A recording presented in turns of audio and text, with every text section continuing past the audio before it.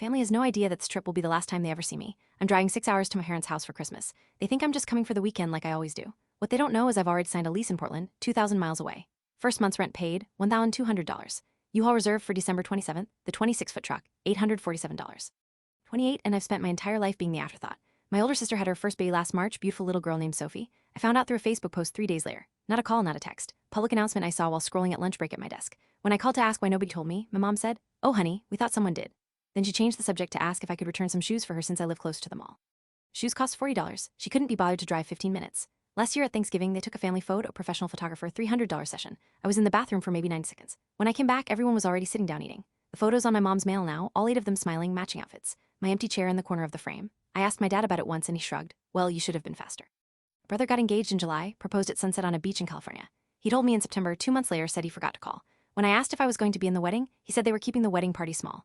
I saw the photos later, 12 bridesmaids, 12 groomsmen. His college roommate he hasn't spoken to in 4 years was a groomsman, stood right next to him at the altar.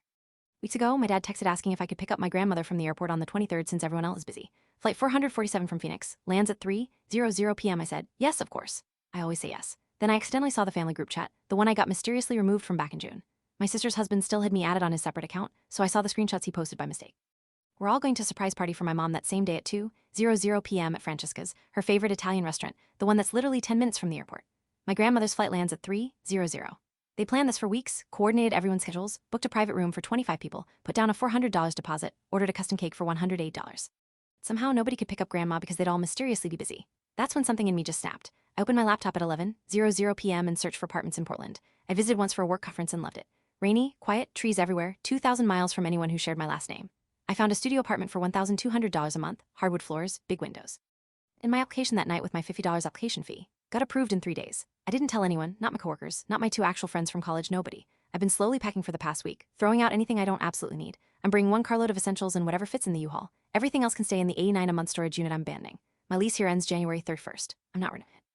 Already given my 2 weeks notice at work. They asked if everything was okay. I said I needed a change of scenery. My boss looked sad. That's more emotion than my family's shown me in years. I'm going to show up Christmas morning at 9:00 a.m. like always. I'll bring the cranberry sauce I make every year from scratch, the one that only my grandma eats. Takes me 2 hours to make. I'll smile, hug everyone, compliment my sister's new haircut she got for $200.